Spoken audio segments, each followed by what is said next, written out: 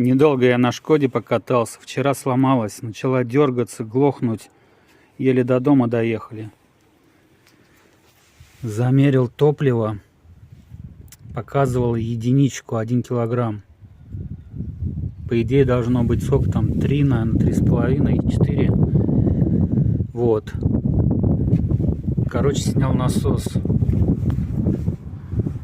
Пускай лежит, обдувается, подсыхает, чтобы бензин не капал. И, наверное, надо заказать новый моторчик отдельно. Поставлю новый моторчик, посмотрим, будет толк, нет. Я думаю, будет.